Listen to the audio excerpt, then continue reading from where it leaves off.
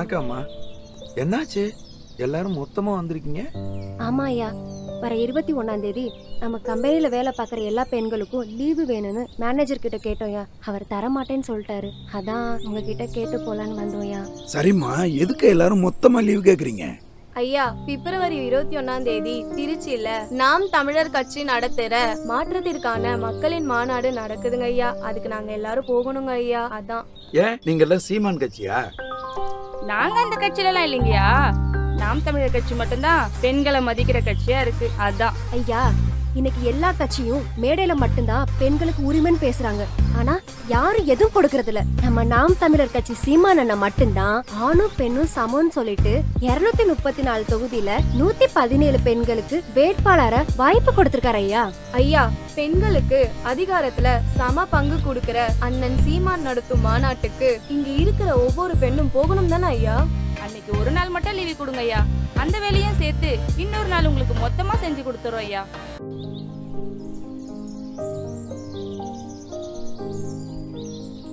Hello Geetha, பிப்ரவரி 21ஆம் தேதி சனிக்கிழமை நம்ம பொண்ணுங்க 2 பேருக்கும் காலேஜ் லீவு தானே?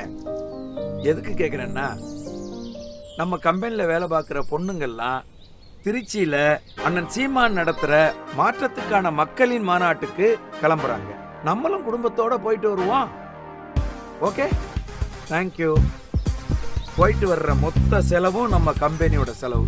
ஒரு பஸ் எடுக்கிறோம், அண்ணன் சீமானோட மாற்றத்துக்கான மக்களின் மாநாட்டுக்கு போயிட்டு மகிழ்ச்சியா திரும்பி வர்றோம். சரியா? ரொம்ப நன்றி ஐயா. திருச்சி நோக்கி புறப்படு. மாற்றத்திற்கான மக்களின் மாநாடு. இது மண்ணை மீட்கும் ஒரு போராடு.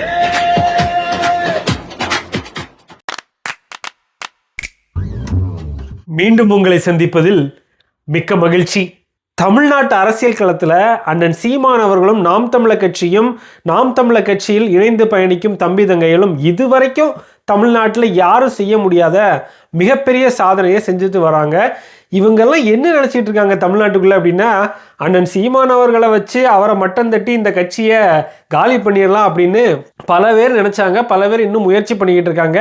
அவங்க முயற்சி செய்ய செய்ய அண்ணன் சீமான் யார், அண்ணன் சீமானோட கொள்கை என்ன, நாம் தமிழர் கட்சியோட கொள்கை என்ன, நாம் தமிழர் கட்சி தம்பி தங்கைகள் ஏற்று நிற்கும் தலைவன் யார், அவங்களோட கனவு எவ்வளவு பெரியது, அவங்களோட இலக்கு என்ன அப்படிங்கிறது இந்த தமிழ்நாட்டுக்குள்ளே மட்டும் அடங்குற விஷயம் இல்லை. அது உலகளாவிய ஒரு விஷயம், உலகளாவிய தமிழர்களுக்கு உண்டான விஷயம், உலகளாவிய தமிழர்களின் எதிர்பார்ப்பு. எப்படி யூதர்களுக்கு ஒரு நாடு இருக்கோ, எப்படி யூதர்களுக்கு உலகம் முழுக்க அரசியல் இருக்கோ, அதே மாதிரி தமிழர்களுக்கென்று ஒரு நாடு, தமிழர்களுக்கென்று உலகம் முழுக்க ஒரு அரசியல், தமிழர்கள் உலகத்தில் கொடிகட்டி பறக்கணும் அப்படிங்கிற ஒரு மிகப்பெரிய கொள்கையை ஏற்றுக்கொண்டு பயணிக்கக்கூடிய கட்சி நாம் தமிழர் கட்சி. இதுக்காக உலகத்தில் எந்த நாட்டில் இருந்தாலும் தமிழ் உணர்வும் வாய்மொழியாகவும் தாய்மொழியாகவும் தமிழை கொண்டவனும் அந்த உணர்வில் இருக்கிறவனும் ரத்தத்திலேயே தமிழ் ஊறி போனவன் எல்லாருமே பின்னால் நிற்பான். இது உலகத் தமிழர்களுக்கு உண்டான அரசியல், தமிழ்ங்கிற பேரினத்துக்கு உண்டான அரசியல்.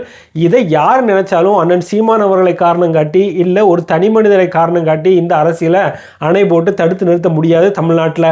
இதை நீங்கள் புரிஞ்சுக்கணும்னா, நாம் தமிழர் கட்சி எழுந்து வந்ததுக்கப்புறம் தமிழ்நாட்டில் நாம் தமிழர் கட்சி எதிர்கொள்கிறதுக்காகவே ஆட்சி அதிகாரத்தில் இருக்கிறவங்க என்னென்ன வேலை செய்கிறாங்க அப்படிங்கிறத நீங்கள் பாருங்கள்.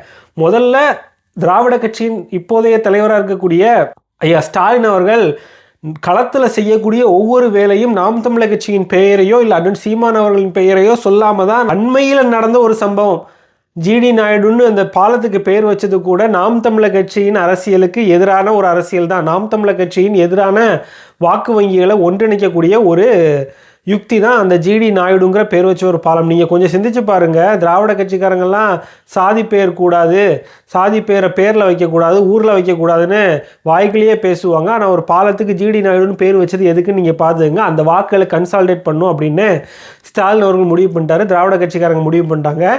நாம் தமிழர் கட்சியின் எழுச்சிக்கு அப்புறம் தமிழ்நாட்டில் ஸ்டாலின் அவர்கள் செஞ்ச மாற்றத்தெல்லாம் நீங்கள் பார்த்தீங்கன்னா, அவர் எடுத்து வைத்த ஒவ்வொரு விஷயத்துலையும் நாம் தமிழர் கட்சியின் அரசியலை எதிர்கொள்கிறதாக தான் இருக்கும்.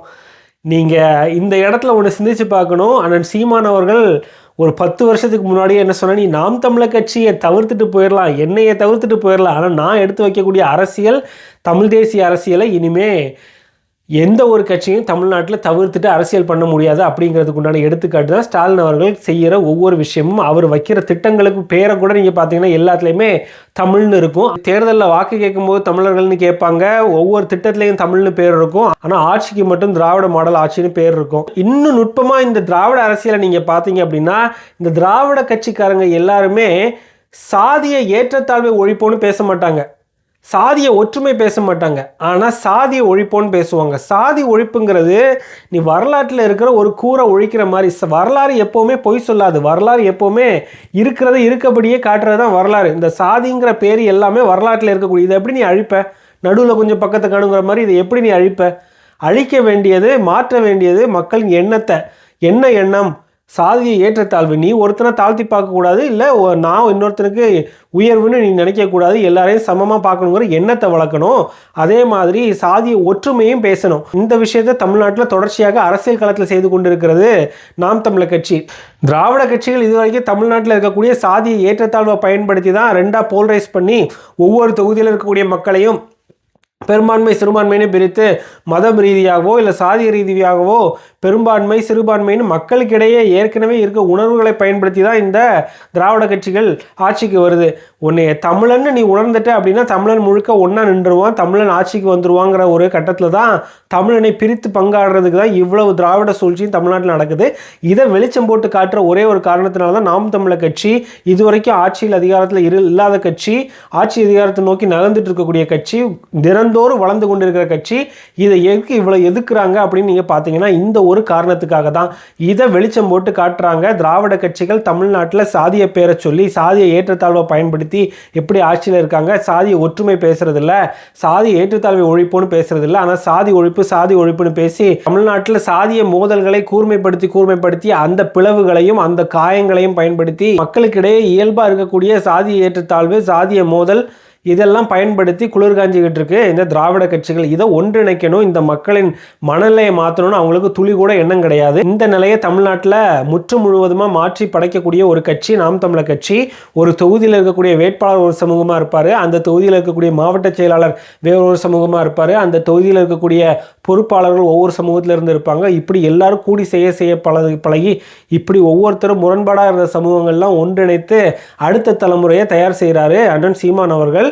தமிழ் இனத்துக்காக போராடிய, தமிழ் இனத்துக்காக தன் உயிரை ஈந்த பல மறவர்களை தூக்கி பிடிக்கிறாரு. அதில் முதன்மை மறவன் மேதகு பிரபாகரன் அவர்கள். இவரை வச்சு தான் இந்த உணர்வு ஒன்றிணையுது. தமிழ்நாட்டில் மட்டும் இல்லை, உலகம் முழுக்க இந்த உணர்வுக்கு பின்னால் தான் எல்லாரும் ஒன்று கூடுறாங்க தமிழ்ன்ற உறவில். நீங்கள் இலங்கையில் பேசுகிற தமிழ் வேறு ஸ்லாங்கில் இருக்கும், தமிழ்நாட்டில் பேசுகிற ஸ்லாங் வேறு மாதிரி இருக்கும், கன்னியாகுமரியில் வேறு மாதிரி இருக்கும், தூத்துக்குடியில் வேறு மாதிரி இருக்கும், திருநெல்வேலியில் வேறு மாதிரி இருக்கும். ஆனால் நான் பேசுனா உங்களுக்கு புரியும், நீங்கள் பேசுனா எனக்கு புரியும். நம்ம உணர்வு ரத்தத்தில் கலந்தது, அது மூச்சு வழியாகவும் பேச்சு வழியாகவும் வரும்போது இன்னொருத்தங்களுக்கு புரிஞ்சு அதே உணர்வை கிரகிச்சிக்க முடியுது. அப்படின்னா அதை தாண்டின அரசியல், அந்த அரசியலுக்கு கை கொடுக்கறதுக்காக ஒரு குடையின் கீழே ஒன்றிணைகிறது தான் தமிழர்களின் வேலை. யூதர்கள் மாதிரியே தமிழர்களும் உலகம் முழுக்க பரவி வாழ்கிறோம். நமக்குன்னு ஒரு நாடு, நமக்குன்னு ஒரு அரசியல், நமக்குன்னு ஒரு தேசம், நமக்குன்னு ஒரு வலிமையான கட்டமைப்பு உருவாகணும். நம்ம ஒவ்வொருத்தரும் செழிப்பாக வாழணும், ஒவ்வொரு குடும்பமும் செழிக்கணும் அப்படிங்கிறது தான் நம்மளோட பார்வை. அதுக்குண்டான அரசியல் முன்னெடுப்பு தான் நாம் தமிழர் கட்சி. நாம் தமிழர் கட்சி எடுத்து வைக்கிற ஒவ்வொரு அடிக்கும் உலகத் தமிழர்கள் துணையாக இருக்கணும். ஒவ்வொரு அரசியல் நகர்வுக்கும் உலகத் தமிழர்கள் ஆதரவாக இருக்கணும். இந்த இடத்துல பிரிவு வரவே கூடாது. உலகத்தில் இருக்கக்கூடிய அனைத்து தமிழர்களும் தமிழ் தேசிய அரசியலின் ஒற்றை குடையின் கீழ், ஒற்றை கட்சியின் கீழ், ஒற்றை தலைமையின் கீழ், ஒற்றை தத்துவத்தின் கீழ் ஒன்று சேர்ந்துட்டாங்க அப்படின்னா அந்த சக்தியை வேறு எந்த சக்தியாலும் எதிர்கொள்ள முடியாது. கிட்டத்தட்ட 13 கோடி மக்களுக்கு மேலே உலகம் முழுக்க பரவி வாழ்கிறோம். அதில் 50 விழுக்காடு ஒன்றா நின்றுட்டா கூட ஒரு தேசம் படைக்கப்படும். தமிழரோட வாழ்வு ஓங்கும், ஒவ்வொரு தமிழர்களும் பெருமையோட வாழ்கிறதுக்கு உண்டான வழிமுறைகள் ஏற்படும். இதை நீங்கள் தயவு செய்து சிந்தித்து பாருங்கள். பிரிந்து செயல்படாதீங்க, ஒத்தையாக செயல்படாதீங்க. எல்லாரும் ஒரு குடையின் கீழே இணைங்க. அந்த ஒற்றுமையை காட்டுறதுக்கு உண்டான மாபெரும் முயற்சி தான் மாற்றத்தை விரும்பும் மக்களின் மாநாடு. பிப்ரவரி 21 திருச்சியில் நடக்குது. அதில் பங்கேற்க முடியாதவங்கள்லாம் தயவு செய்து நேரலையில் பாருங்கள். அந்த டிஆர்பி உலகம் முழுக்க தெரியணும். இவ்வளோ பேர் ஒன்றிணைந்து ஒரே நேரத்தில் ஒரு மாநாடை பார்க்குறாங்க, வேட்பாளர் அறிவிப்பை பார்க்குறாங்க, அண்ணன் சீமான் அவர்களின் உரையை கேட்குறாங்க அப்படின்னா அது தமிழ்நாட்டில் மட்டும் இல்லை, உலகம் முழுக்க ஒரு பெரிய அலை உருவாக்கும். மாநாட்டுக்கு நேராக போய் கலந்துக்க முடியறவங்க நேராக போங்க. நேரடியாக கலந்துக்க முடியாதவங்க தயவு செய்து ஆன்லைனில் நேரலையில் பாருங்க. நாம் தமிழர் கட்சியின் அரசியல் தமிழ்நாட்டில் இருக்கக்கூடிய தமிழர்களுக்கு உண்டான அரசியல் மட்டும் இல்லை, உலகத்தில் இருக்கிற அனைத்து தமிழர்களுக்கு உண்டான அரசியல். சிந்தித்து பாருங்க, கருத்துக்களை பதிவிடுங்க. வாழ்க தமிழுடன்.